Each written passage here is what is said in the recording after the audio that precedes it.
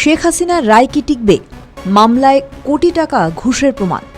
তাজুল ইসলাম শুধু জামাত শিবিরের লোক বলেই যে তার আন্তর্জাতিক অপরাধ ট্রাইব্যুনালে চিফ প্রসিকিউটর হওয়াটা পরবর্তী সময়ে এই আদালতে হওয়া সব রায়কে প্রশ্নবিদ্ধ করবে তা এক প্রকার নিশ্চিত ছিল। কিন্তু তার থেকেও বড় বিষয় হল তাজুল ইসলাম এবং তার ঘনিষ্ঠজনদের নিয়ে তিনি যে টিম তৈরি করেছিলেন তারা রীতিমতো টাকার লেনদেন করছিল। কাকে কত টাকা বিনিময়ে জামিন দেওয়া হবে আর কাকে রাজসাক্ষী করে অথবা শুধুমাত্র সাক্ষী করেই ছেড়ে দেওয়া হবে। সবথেকে ভয়ঙ্কর বিষয় হল শেখ হাসিনার রাজসাক্ষী সহ বিভিন্ন মামলায় কাদেরকে অভিযুক্ত করা হবে এবং কাদের ছেড়ে দেওয়া হবে তাই নিয়ে তাদের পরিবারগুলির সঙ্গে টাকার লেনদেনের দর কষাকষি করছিলেন তাজুল ইসলাম এবং তার প্রসিকিউটর টিম। আর এটি এখন অভিযোগের জায়গায় নেই। বর্তমান চিফ প্রসিকিউটর আনিমুল ইসলাম বলছেন যে এই অভিযোগের প্রাথমিক প্রমাণ পাওয়া গেছে। জুলাই গণ অভ্যুত্থানের সময় সংঘটিত মানবতাবিরোধী অপরাধের মামলার এক আসামিকে জামিনে মুক্তি পাইয়ে দেওয়ার জন্য তার পরিবারের কাছে 1 কোটি টাকা চাওয়ার কথোপকথনের অডিও জেনুইন বলে নিশ্চিত হয়েছে আন্তর্জাতিক অপরাধ ট্রাইব্যুনালের চিফ প্রসিকিউটর কার্যালয়ে গঠিত তথ্যানুসন্ধান কমিটিতে। কমিটির প্রধান ও ট্রাইব্যুনালের চিফ প্রসিকিউটর মোহাম্মদ আমিনুল ইসলাম গত মঙ্গলবার সন্ধ্যায় বিষয়টি নিশ্চিত করেছেন। তবে 5 সদস্যের এই কমিটি এখনও প্রতিবেদন দাখিল করেনি, অনুসন্ধান চালিয়ে যাচ্ছে। ওই কথোপকথনের সূত্র ধরে গত 10ই মার্চ কয়েকটি খবরের অনুসন্ধানী প্রতিবেদন প্রকাশের পর আন্তর্জাতিক অপরাধ ট্রাইব্যুনালের চিফ প্রসিকিউটরের কার্যালয় এই তথ্যানুসন্ধান বা ফ্যাক্টস ফাইন্ডিং কমিটি গঠন করে। অডিওতে জুলাই গণ অভ্যুত্থানের সময় চট্টগ্রাম শহরে সংঘটিত মানবতাবিরোধী অপরাধের একটি মামলায় গ্রেপ্তার প্রাক্তন সংসদ সদস্য ABM ফজলে করিম চৌধুরীকে জামিনে মুক্তি পাইয়ে দেওয়ার জন্য তাঁর পরিবারের এক সদস্যের কাছে তৎকালীন প্রসিকিউটর মোহাম্মদ সাইমুম রেজা তালুকদারকে 1 কোটি টাকা চাইতে শোনা যায়। এই ধরনের অভিযোগের প্রমাণ যে বিএনপি সরকারের কাছে ছিল তার প্রমাণ পাওয়া গেছে। যখন বিএনপি সরকার গঠনের পরপরই তাজুল ইসলামকে চিফ প্রসিকিউটরের পদ থেকে সরিয়ে দেওয়া হয়। আন্তর্জাতিক অপরাধ ট্রাইব্যুনালের চিফ প্রসিকিউটরের পদ থেকে বিদায়ের দিনে মোহাম্মদ তাজুল ইসলামের বিরুদ্ধে দুর্নীতি ও অনিয়মের অভিযোগ করেছেন তারই ট্রাইব্যুনালের প্রসিকিউটর BM সুলতান মাহমুদ।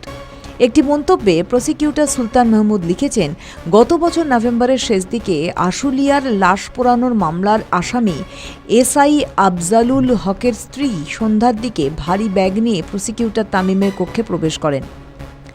বিষয়টি দেখার পর তাজুল ইসলামের কক্ষে গিয়ে তাকে জানিয়েছিলেন, কিন্তু তাজুল ইসলাম এই ঘটনায় কোনো ব্যবস্থা না নিয়ে উল্টো তাদেরকে বকাঝকা করেছিলেন। সুলতান মাহমুদ আরও লিখেছেন, তামিম তখন সবার সামনে SI আফজালের স্ত্রীর তার কক্ষে যাওয়ার বিষয়টি স্বীকার করেছিলেন। পরবর্তী সময়ে সে আফজালকে রাজসাক্ষী করা হয়। বিচারে তাকে খালাস দেওয়া হয়। অর্থাৎ হাসিনার রায়ে যে বড় অনিয়ম আছে তা জানে আন্তর্জাতিক মহল, যে কারণে ভোটে আওয়ামী লীগকে অংশগ্রহণ করতে দেওয়া হয় না। কারণ বাংলাদেশের মানুষ হাসিনার বিরুদ্ধে ওঠা অভিযোগকে সত্য বলে মানে না, তাই হাসিনা দ্রুত ফিরবে বলেই সবার আশা।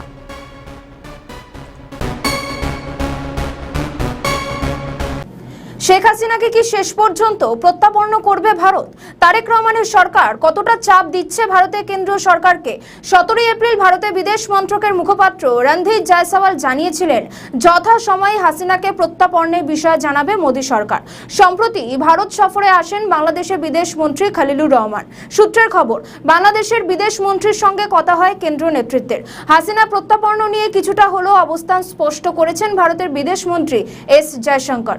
সম্প্রতি চেন্নাইয়ের এক অনুষ্ঠানে S জয়শঙ্কর বলেন, প্রত্যাপনের বিষয়টি নির্ভর করছে স্বয়ং প্রাক্তন প্রধানমন্ত্রী শেখ হাসিনার উপর। অতএব ভারত থেকে ঠিক কবে হাসিনা বাংলাদেশে যাবেন এই বিষয়টি নির্ধারণ করবেন খোদ বাংলাদেশের প্রাক্তন প্রধানমন্ত্রী। রাজনৈতিক বিশ্লেষকদের একাংশের মতে চাইলেই হাসিনাকে পাবে না বাংলাদেশ, বরং তার প্রত্যাপনের বিষয়টি যথেষ্ট কঠিন। স্বভাবতই এর সঙ্গে রয়েছে একাধিক রাজনৈতিক ও কূটনৈতিক দিক। ক্ষমতা থাকাকালীন বাংলাদেশে ভারত বিরোধী শক্তিকে কড়া হাতে দমন করেছিলেন শেখ হাসিনা।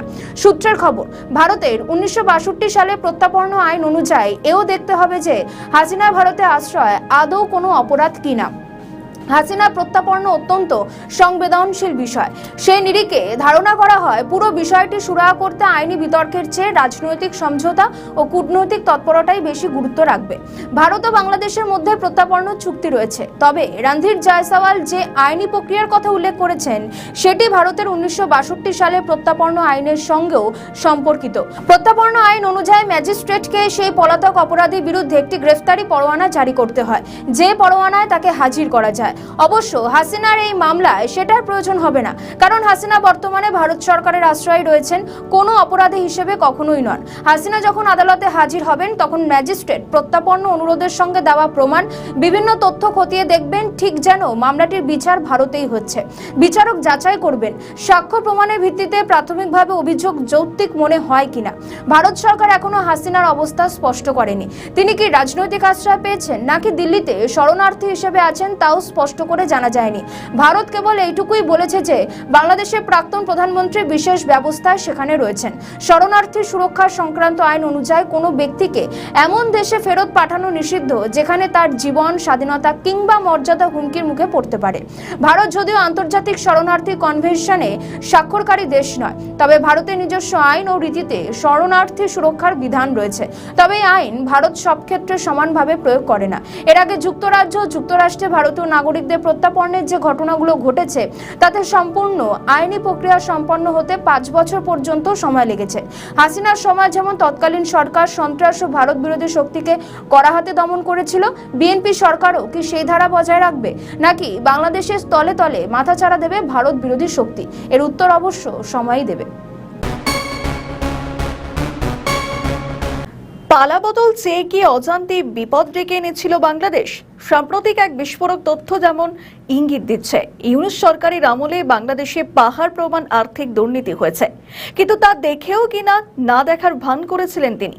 জাহাজ এবং ক্রেন ক্রয়ে কয়েক কোটি টাকার অনিয়ম হয়েছে ইউনূস সরকারের সময়। দুর্নীতির তীর নৌবাহিনী প্রধান অ্যাডমিরাল নাজমুল হাসান এবং রিয়ার অ্যাডমিরাল মনিরুজ্জামানের বিরুদ্ধে কোটি টাকার আর্থিক দুর্নীতিতে দুদকের চাঞ্চল্যকর তদন্ত তেমনটাই বলছে। বাংলাদেশের প্রতিরক্ষা এবং সামুদ্রিক অবকাঠামোর খাতে শীর্ষ 2 কর্মকর্তার বিরুদ্ধে দুর্নীতির এক বিশাল সিন্ডিকেটের পর্দা ফাঁস করেছে দুর্নীতি দমন কমিশন তথা দুদক। সরকারের প্রভাবশালী গোপন নথিপত্র এবং নর্থ ইস্ট নিউজের অনুসন্ধানী তথ্য অনুযায়ী নৌবাহিনীর প্রধান অ্যাডমিরাল মোহাম্মদ নাজমুল হাসান এবং চট্টগ্রাম বন্দর কর্তৃপক্ষের chairman rear admiral SA. Moniruzzaman এখন কেন্দ্রীয় গোয়েন্দা সংস্থাগুলোর কঠোর নজরদারিতে রয়েছেন। তাদের বিরুদ্ধে ক্ষমতার অপব্যবহার, জাহাজ কেনার কয়েকশো কোটি টাকার কমিশন গ্রহণ এবং বিদেশি অর্থ পাচারের মতো গুরুতর অভিযোগের প্রাথমিক সত্যতা পেয়েছে দুদক। 2024 সালের 5ই আগস্ট ছাত্র জনতার অভ্যুত্থানের পর দেশ যখন একটি ক্রান্তিকাল পার করছিল, ঠিক সেই 18 মাস সময়ের মধ্যে এক বিশাল দুর্নীতির জাল বিস্তৃত হয়েছে বলেই জানা গিয়েছে। দুদকের 2025 সালের 7ই জুলাই এবং 2026 সালের 11ই জানুয়ারির 2টি পৃথক নথিতে উল্লেখ করা হয়েছে যে রিয়ার অ্যাডমিরাল মনিরুজ্জামানের বিরুদ্ধে আর্থিক তছরূপ এবং সম্পদ গোপনের নির্ভুল প্রমাণ পাওয়া গিয়েছে। বিশেষ করে চট্টগ্রাম বন্দর, মোংলা বন্দর এবং বাংলাদেশ শিপিং কর্পোরেশনের বড় বড় প্রকল্পগুলোতে এই দুর্নীতি হয়েছে। দুদকের প্রাথমিক অনুসন্ধান অনুযায়ী রিয়ার অ্যাডমিরাল মনিরুজ্জামান তার মেয়াদে চীন থেকে 6টি ক্রেন কেনার একটি বড় প্রকল্প হাতে নেন। সরকারি নথিতে প্রায় 286 কোটি টাকার ব্যয়ে 6টি ক্রেন কেনার কথা থাকলেও বাস্তবে একই মূল্যে মাত্র 3টি ক্রেন কেনা হয়েছে। অভিযোগ, একটি প্রকল্প থেকে প্রায় 143 কোটি টাকা লোপাট করা হয়েছে। আর এই আর্থিক অনিয়মের ভাগ বাটোয়ারার সঙ্গে নৌবাহিনীর বেশ কয়েকজন উচ্চপদস্থ কর্মকর্তার নাম জড়িয়ে পড়েছে। মনিরুজ্জামান যখন বাংলাদেশ শিপিং কর্পোরেশনের ব্যবস্থাপনা পরিচালক ছিলেন, তখন চীন থেকে জাহাজ কেনায় বড় ধরনের জালিয়াতি ধরা পড়ে। 2486 কোটি টাকার 6টি জাহাজ কেনার কথা থাকলেও কৌশলে একই টাকায় মাত্র 4টি জাহাজ কেনা হয়। দুদকের তদন্ত প্রতিবেদনে বলা হয়েছে বাকি 486 কোটি টাকা বিভিন্ন প্রভাবশালীদের পকেটে গিয়েছে, যা পরবর্তীকালে বিদেশে পাচার করা হয়েছে। দুদকের নথিতে উঠে এসেছে আরও একটি চাঞ্চল্যকর তথ্য।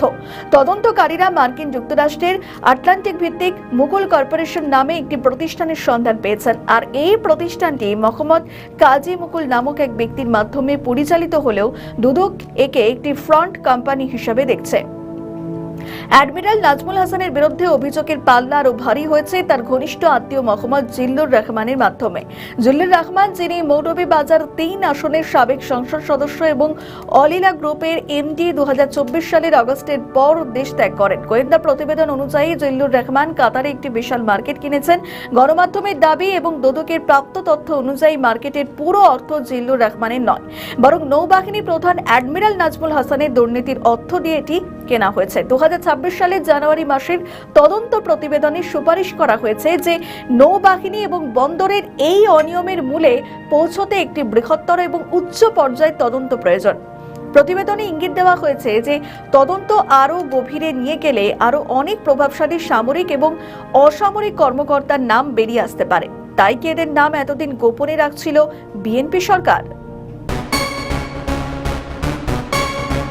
বাংলাদেশে কি ফিরবেন শেখ হাসিনা? কি চলছে দেশের অন্দরে? অনেকেই বলছেন এখনই হাসিনা প্রত্যাবর্তনের কোনো সম্ভাবনা নেই, তার বদলে নতুন চেহারায় দেশে দেখা যেতে পারে পরিশোধিত রিফাইন্ড আওয়ামী লীগকে। এই নিয়ে সম্প্রতি ভারতের কেন্দ্র হাসিনাকে দুটি প্রস্তাব দিয়েছিল, একটি রিফাইন্ড আওয়ামী লীগের সমর্থনে মত দিতে, নয়তো কিছুদিনের জন্য হাসিনাকে বলা হয়েছিল কাতারে চলে যাওয়ার জন্য। সূত্রের খবর, দুটি প্রস্তাবই নাকচ করে দিয়েছেন শেখ হাসিনা।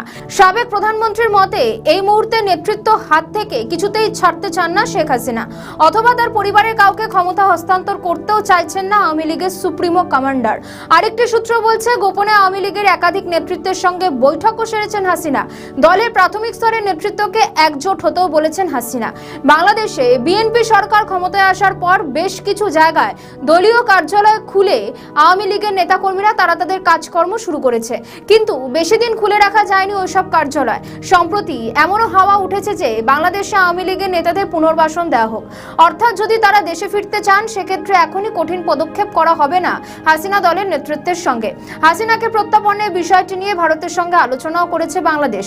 এ নিয়ে ভারতের বিদেশ মন্ত্রকের মুখপাত্র রণধীর জয়সওয়াল বলেন, আমরা এ বিষয়ে সঠিক সময় উপযুক্ত পদক্ষেপ করব। তবে কূটনৈতিক মহলের একাংশের মতে হাসিনাকে চাইলে দেশ পাবে না বিএনপি সরকার। হাসিনা প্রত্যাপনের বিষয়টি নির্ভর করছে স্বয়ং হাসিনার উপরেই। তবে শেখ হাসিনার রাজনৈতিক কাজকর্ম যাতে নিষিদ্ধ করা যায় সেদিকেও কলকাঠি নেড়ে রেখেছে বিএনপি। সংসদে তারা আওয়ামী লীগের সমস্ত রাজনৈতিক কাজকর্ম নিষিদ্ধ বহাল রাখার ব্যাপারে আইন পাশ করিয়েছে। তবে বাংলাদেশের ইতিহাস বলছে এভাবে বা অতীতে কোনো রাজনৈতিক দলকে চিরতরে সরিয়ে দেওয়া যায়নি, তাই ষড়যন্ত্র করে আওয়ামী লীগকেও তার রাজনীতির ময়দান থেকে সরিয়ে ফেলা যাবে না। এই নিয়ে সম্প্রতি আন্তর্জাতিক মহলে প্রশ্ন উঠেছে, বিএনপি সরকার যেভাবে আওয়ামী লীগের বিরুদ্ধে উঠে পড়ে লেগেছে তা কতখানি যুক্তিযুক্ত। সুষ্ঠু শুনানি চেয়ে বাংলাদেশ আন্তর্জাতিক অপরাধ ট্রাইব্যুনালে আইনি নোটিশও দিয়েছেন শেখ হাসিনা। আরেকটি সূত্র বলছে ক্ষমতা থেকে সরার পরেও দলকে নেতৃত্ব দিচ্ছেন শেখ হাসিনা। তার পরিবর্তে অন্য কোনো রাজনৈতিক ব্যক্তিত্বের এই গুণ কতখানি রয়েছে তা নিয়েও সন্দিহান একাংশ। অনলাইন প্ল্যাটফর্মেও আগের থেকে সক্রিয় আওয়ামী লীগের নেতারা। তার মানে একটা কথা নিশ্চিত, ভবিষ্যতে বলাই যায় যে পরবর্তীকালে আওয়ামী লীগের ঘুরে দাঁড়ানোর জোরালো সম্ভাবনা তৈরি হচ্ছে। অতএব দলের নেতৃত্ব এখন চাইছে ফের ঘুরে দাঁড়াক আওয়ামী লীগ। বিভিন্ন সমস্যায় একেবারে নাস্তানাবুদ বিএনপি সরকার। দেশে হামের বাড়বাড়ন্তে পরপর শিশু মৃত্যু, লোডশেডিং এর সমস্যা তো আছেই। এর সঙ্গে মধ্যপ্রাচ্যে যুদ্ধের জেরে জ্বালানি সংকট, সংসদে হই হট্টগোল, এসব নিয়ে রীতিমতো খাবি খাচ্ছে দেশের কোটি কোটি জনগণ। তার মধ্যে তলে তলে বিএনপি থেকে বিদ্রোহী নেতাদের ভাঙিয়ে নিজেদের দলে আনার চেষ্টা চালাচ্ছে এনসিপি। সব মিলিয়ে এখন দেখার পদ্মাপাড়ে কতদিনে ক্ষমতায় ফেরে আওয়ামী লীগ। মধ্যপ্রাচ্যের রক্তক্ষয়ী যুদ্ধ, ট্রাম্প সরকারের একাধিপত্য, সীমান্তে সন্ত্রাসবাদ, এইসব ইস্যুর মধ্যেই কিছুটা হলেও কি স্বস্তি পাচ্ছে বাংলাদেশ? বাংলাদেশের প্রতিরক্ষায় এবার হাত বাড়িয়েছে মধ্যপ্রাচ্যের আরেক শক্তিধর রাষ্ট্র সৌদি আরব। সম্প্রতি দুই দেশের মধ্যে নাকি প্রতিরক্ষা সংক্রান্ত গোপন চুক্তি হয়েছে। বাংলাদেশকে যুদ্ধ বিমান পাঠাচ্ছে সৌদি আরব। এবং সত্যিটা কি, দীর্ঘদিন ধরেই বাংলাদেশ ও সৌদি আরবের সখ্যতা রয়েছে, কিন্তু এতদিন পর্যন্ত বাংলাদেশকে সামরিক খাতে সহায়তা করা বা যুদ্ধাস্ত্র দেওয়া এই ধরনের কোনো খবর ছিল না। এবার প্রতিরক্ষা খাতে বাংলাদেশের পাশে দাঁড়াচ্ছে সৌদি আরব। আসলে আকাশ সীমান্ত এবং স্থল সীমান্তে নিজেদের আরো জোরদার করে তুলতে চায় বাংলাদেশ, কিন্তু তার জন্য প্রয়োজন কয়েক কোটি টাকার। বিএনপির ভারে বা ভবানী দশায় প্রতিরক্ষা শিবিরকে ঢেলে সাজাতে পারছে না তারা, তাই বাংলাদেশের পাশে ত্রাতার ভূমিকায় এসেছে সৌদি আরব। মার্কিন যুক্তরাষ্ট্র বা অন্যান্য দেশ থেকে প্রতিরক্ষা সরঞ্জাম কেনার ক্ষেত্রে একাধিক জটিলতা রয়েছে। লাগবে সেসব দেশের অনুমোদন, কিন্তু সৌদি আরবের সঙ্গে ডিল অপেক্ষাকৃত সহজ। আরেকটি সূত্র বলছে, সৌদি আরবের প্রতিরক্ষা ভান্ডারে পড়ে রয়েছে কিছু পুরনো যুদ্ধ বিমান। প্রযুক্তিগত দিক থেকে সেই সব যুদ্ধ বিমান বাংলাদেশ যদি পায়, তবে আকাশ সীমান্তে নজরদারি আরও বাড়াতে পারবে তারা। সৌদি আরবে রয়েছে আন্তর্জাতিক মানের বিশেষ প্রশিক্ষণ কেন্দ্র। প্রয়োজনে ওই দেশ থেকে বাংলাদেশে গিয়ে প্রশিক্ষণ দিতে পারবেন সেনারা। আবার দুই দেশ যৌথ সামরিক মহড়ার আয়োজনও করতে পারে, যা হাতে কলমে অনেকটাই কাজে দেবে বাংলাদেশের প্রতিরক্ষা। অন্যদিক থেকে দেখলে বিশ্বের ইসলাম ধর্মের দেশগুলির মধ্যে অন্যতম বাংলাদেশ। ইসলামী দেশগুলির রাশ যদি সৌদি আরব ধরে রাখতে পারে, তবে ভবিষ্যতে আন্তর্জাতিক মঞ্চে মধ্যপ্রাচ্যের শক্তিগুলি ইসলামী দেশ হয়ে উঠতে পারে সৌদি আরব। তাই কি আরেক ইসলামী দেশ বাংলাদেশের পাশে প্রতিরক্ষা খাতে সাহায্যের হাত বাড়িয়ে দিতে চায় সৌদি আরব? কিন্তু বেশ কিছু প্রতিবন্ধকতাও রয়েছে এক্ষেত্রে, যেমন অর্থনৈতিক ব্যাপার, অনুমোদন বা রাজনীতিগত দিক থেকে সবুজ সংকেত। এইসব ফ্যাক্টর যদি পাশ করতে পারা যায়, তবেই সৌদি আরবের কাছ থেকে যুদ্ধাস্ত্র কিনতে বাধা থাকবে না। সম্প্রতি সৌদি আরবের উদ্দেশ্যে বাংলাদেশ থেকে হজ যাত্রায় বিমান পৌঁছেছে। বিমান বাংলাদেশ এয়ারলাইন্সের BG 3001 বিমান, যেখানে সৌদি আরবের স্থানীয় সময় ভোরে জেদ্দার কিং আব্দুল আজিজ আন্তর্জাতিক বিমানবন্দরে অবতরণ করে। এই বিমানে হজযাত্রী ছিলেন 419 জন। বিমানবন্দরে বাংলাদেশি হজযাত্রীদের অভ্যর্থনা জানান সৌদি আরবে নিযুক্ত বাংলাদেশের রাষ্ট্রদূত মোহাম্মদ দেলওয়ার হোসেন এবং কাউন্সিলর মোহাম্মদ কামরুল ইসলাম। সেই সময় উপস্থিত ছিলেন জেদ্দায় বাংলাদেশ কনসাল জেনারেল মোহাম্মদ সাখাওয়াত হোসেন, সহকারী মৌসুমী হজ অফিসার মোহাম্মদ রুহুল আমিন, জেদ্দার হজ টার্মিনালের হেড অব অপারেশন ইয়াহিয়া রাদি এবং হাজিদের অভ্যর্থনায় নিয়োজিত সৌদি প্রতিষ্ঠান নুসুক মারহাবার ম্যানেজার রায়েত বাকশাউন। তবে সব মিলিয়ে দুই দেশের সম্পর্ক আগামী দিনে কোন খাতে মোড় নেয়, সেটা এখন দেখার। এবার বিএনপি সরকারের জামাত ইসলামের নেতা গ্রেফতারি পরোয়ানা জারি জামাত নেতা আমির হামজার বিরুদ্ধে। কুষ্টিয়া 3 নম্বর আসনের সংসদ সদস্য এবং জামাত ইসলামের নেতা আমির হামজা, এই নিয়েই এখন শোরগোল বাংলাদেশের রাজনীতিতে। কিন্তু কেন তার বিরুদ্ধে গ্রেফতারি পরোয়ানা জারি হলো? আমির হামজার বিরুদ্ধে বাংলাদেশের বিদ্যুৎ, জ্বালানি ও খনিজ সম্পদ মন্ত্রী ইকবাল হাসান মাহমুদ টুকুকে নিয়ে অপমানজনক মন্তব্য করার অভিযোগ উঠেছে। এক বক্তব্যতে তাকে বলতে শোনা যায়, ইকবাল হাসান মাহমুদ টুকু নাস্তিক। এখন জ্বালানি এবং বিদ্যুৎ প্রতিমন্ত্রী যে লোকটা মাহমুদ হাসান, ইকবাল হাসান মাহমুদ টুকু, একটা নাস্তিক এবং ইসলাম বিদ্বেষী, আপাতমস্তক ইসলাম বিদ্বেষী। আপনি যদি বলেন উনি জামাত ইসলামী বিদ্বেষী, সরমনাই পীরের বিদ্বেষী, না, উনি ইসলাম বিদ্বেষী। ওনার বক্তব্য কালকে দেখেছি, এই দেশে ধর্ম প্রতিষ্ঠা করার জন্য নাকি মুক্তিযুদ্ধ হয়নি। মুক্তিযুদ্ধ হয়েছে কেন আপনি বলেন তো? মুক্তিযোদ্ধা তো এখনো বেঁচে আছে। আপনি তাদেরকে জিজ্ঞাসা করেন তারা ইসলাম বিদ্বেষী কিনা, তারা ধর্ম বিদ্বেষী কিনা। এরপরই জামাত নেতা আলী আমির হামজার বিরুদ্ধে গ্রেফতারি পরোয়ানা জারি করা হয়। এর আগে আমির হামজাকে আদালতে হাজির হওয়ার জন্য সমন জারি করা হয়েছিল, তবে তিনি নির্ধারিত তারিখে আদালতে উপস্থিত না হওয়ায় তার বিরুদ্ধে গ্রেফতারি পরোয়ানা জারির আদেশ দেন। গত 2 এপ্রিল কুষ্টিয়া সদরের সংসদ সদস্য মুফতি আমির হামজার বিরুদ্ধে আমি বাদী হয়ে মানহানির মামলা করেছিলাম। মাননীয় মন্ত্রী জনাব ইকবাল হাসান মাহমুদকে কটূক্তি করেছিল, তাকে নাস্তিক বলেছিল। আমরা ক্ষুব্ধ হয়ে তার বিরুদ্ধে মামলা করেছিলাম গত 2 এপ্রিল 2026 সালে। 2 এপ্রিল মাননীয় আদালত তাকে হাজির হওয়ার জন্য সমনের আদেশ দেন এবং সমনের তারিখ আজকে ছিল। উনি হাজির হন নাই। মাননীয় আদালত আমাকে প্রশ্ন করলেন, যেহেতু সংসদ চলতেছে, এই মুহূর্তে ওয়ারেন্ট দেওয়া ঠিক হবে কিনা। আমি বললাম, সংসদ চলার কারণে ওয়ারেন্ট দেওয়াতে কোনো বাধা নাই।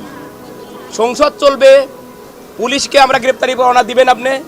পুলিশ যদি মনে করে তাকে সংসদের স্পিকারের অনুমতি নিয়ে গ্রেপ্তার করতে হবে, করবে, কিন্তু ওয়ারেন্ট দেওয়াতে কোনো বাধা নাই।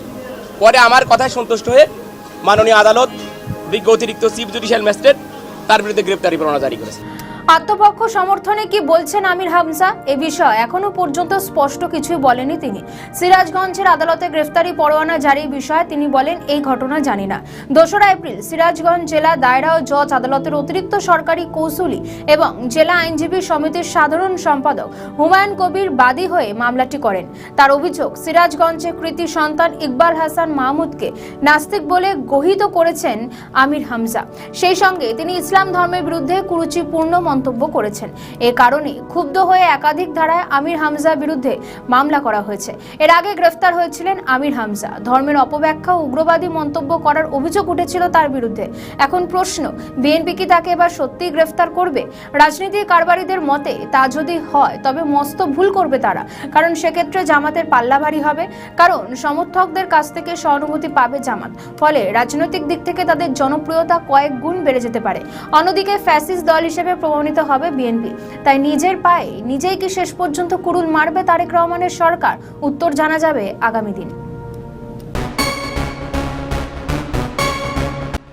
ভারতের কিছু মানুষ চাইছে ভারত যুদ্ধ নিয়ে প্রতিক্রিয়া দিক এবং কোনো একটি পক্ষে অবস্থান স্পষ্ট করুক, যার অর্থ অন্য কোনো একটি দেশের শত্রুতা অর্জন করুক। অথচ কূটনীতি বলে, যে যুদ্ধ ভারতের নয় সেই যুদ্ধে ভারত কেন জড়াবে? ইরান যেখানে ভারতকে তাদের শত্রু বলে ভাবছে না, সৌদি আরব, কাতারের মতো মুসলিম দেশগুলিতে তারা আক্রমণ করছে, অথচ ভারতকে মানবিক বলে ধন্যবাদ দিচ্ছে। The Iranian side had requested permission on 28 February for 3 ships in the region to dock at our ports. This was accorded on 1 March. IRIS Lavan actually docked on 4th March in Kochi. The crew is currently in Indian naval facilities. We believe that this was the right thing to do, and the Iranian foreign minister has expressed his country's thanks for this human gesture. বিস্তারিত আলোচনার প্রথমে বলিনি, মানবিক কারণে আমরা যুদ্ধই চাই না। তবুও গোটা বিশ্বজুড়ে যুগ যুগ ধরে যুদ্ধ চলেই আসছে। যুদ্ধ তারাই চায় যাদের ভবিষ্যৎ সুরক্ষিত, যুদ্ধের সময় যারা বাংকারে আশ্রয় নিতে পারে, যাদের মধ্যে মানবিকতার লেশমাত্র নেই। হাজার হাজার অসহায় নারী শিশুর হাহাকার যাদের হৃদয়কে নাড়া দেয় না, যারা ভবিষ্যতের সুরক্ষিত পৃথিবীর কথা বলে, অথচ বর্তমান পৃথিবী যে মানুষের বাসযোগ্য নয় তা তারা চিন্তা করে না। তারাই যুদ্ধ চায়, অথচ হাজার হাজার অসহায় শিশু অনাহারে রাস্তায় রাস্তায় বিভ্রান্তের মতো ঘুরে বেড়ায়। তাদের পরিজনদের হারিয়ে তারা জানে না তাদের ভবিষ্যৎ কি। তাদের মুখের দিকে তাকালে এটা সভ্য মানুষের পৃথিবী বলে ভাবতে ভয় করে। তবুও যুদ্ধ হয়েছে, হচ্ছে, আগামী দিনেও হবে। প্রতিটি দেশের উচিত এই যুদ্ধ থেকে নিজেদেরকে বিরত রাখা। আর এই দিক দিয়ে দেখতে গেলে ভারত অনেকটাই সফল এখনো পর্যন্ত। তবুও ভারতের কিছু মানুষ খুশি নয়।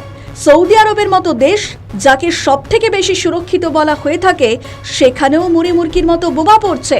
অথচ ভারতবাসী হোলি থেকে ঈদ সবকিছুই সেলিব্রেশন করছে নিরাপদে। তবুও কিছু মানুষের মনে শান্তি নেই এই যুদ্ধে ভারতের অবস্থান নিয়ে। অথচ যারা বিভিন্ন দেশে গিয়ে ভারত সরকারের দৌলতে আবার ভারতে ফিরতে পারছে, তারা ভারতীয় বলে নিজেদেরকে গর্বিত বোধ করছে, ধন্যবাদ দিচ্ছে ভারতকে। हम लोग ईरान से आए और हम लोग फंसे हुए थे, लेकिन thank you so much to our Indian government and our prime minister Narendra Modi. उन्होंने हमें बहुत अच्छी वहाँ पे फैसिलिटीज दी, हमें 5 स्टार होटल में उन्होंने ठहराया। Thank you so much Indian government. और हमें गर्व है कि हम भारतीय हैं। बहुत ही पैनिक था और हम बहुत डरे हुए थे कि हम कैसे घर जाएंगे, लेकिन हमारी इंडियन गवर्नमेंट ने इतनी अच्छी फैसिलिटीज हमें दी, हमारे लिए प्लेन वहाँ पे भेजा और हम बिजनेस क्लास की सीट में बैठ के बहुत अच्छे से आए हैं। हिंदुस्तान जिंदाबाद, भारत माता की जय। এমনকি ইরানও ভারতকে ধন্যবাদ জানিয়েছে। তারপরও ভারতের কূটনীতি নিয়ে সমালোচনার শেষ নেই। কারণ হলো, ইরানের একটি যুদ্ধ জাহাজ ভারত থেকে ইরানে যাওয়ার পথে আমেরিকার দ্বারা আক্রান্ত হয়, আর সেই দোষ নাকি ভারতের। কিন্তু ইরান জানে ভারত ওই জাহাজকে এই পরিস্থিতিতে ভারত ছাড়তে নিষেধ করেছিল, কিন্তু তারা ভারতের নিষেধ না শুনেই ভারত ছাড়ে। সেখানে ভারতের কি করার আছে? ওই আক্রান্ত যুদ্ধ জাহাজ ছাড়াও ইরানের আরও 2টি যুদ্ধ জাহাজকে আশ্রয় দিয়েছে ভারত, যার কারণে ভারতকে ধন্যবাদ জানিয়েছে ইরান। কেরালার কোচি বন্দরে ইরানের যুদ্ধ জাহাজ IRIS 11 প্রযুক্তিগত সমস্যার কারণে আশ্রয় নেয়, যেখানে ভারত সরকার মানবিক কারণে জাহাজটিকে আশ্রয় দেয় এবং প্রয়োজনীয় সহায়তা প্রদান করে। এই পদক্ষেপকে ইরান বন্ধুত্বপূর্ণ সম্পর্কের প্রতীক হিসেবে উল্লেখ করে ভারতের প্রতি কৃতজ্ঞতা প্রকাশ করেছে। ভারতের পররাষ্ট্রমন্ত্রী এস জয়শঙ্কর সংসদে জানিয়েছেন, এই পদক্ষেপের মাধ্যমে ভারত শুধু মানবিক দায়িত্ব পালন করেনি, বরং পশ্চিম এশিয়ার সংকটময় পরিস্থিতিতে কূটনৈতিক ভারসাম্য বজায় রেখেছে। ইরানের রাষ্ট্রদূত ভারতের সহযোগিতাকে প্রশংসা করেছে। ইরান বলেছে, ভারতের এই উদ্যোগ দুই দেশের বন্ধুত্বপূর্ণ সম্পর্ককে আরও দৃঢ় করবে। ইরান এটিকে মানবিক সহায়তা হিসাবে আখ্যায়িত করেছে। সংক্ষেপে বলা যায়, ইরানের যুদ্ধ জাহাজকে আশ্রয় দেওয়ার মাধ্যমে ভারত শুধু মানবিক সহায়তা প্রদান করেনি, বরং আঞ্চলিক কূটনীতিতে একটি শক্তিশালী বার্তা দিয়েছে মানবিকতা ও বন্ধুত্বপূর্ণ সম্পর্ককে অগ্রাধিকার দেওয়ার ক্ষেত্রে। ব্যুরো রিপোর্ট, নিউজ বর্তমান।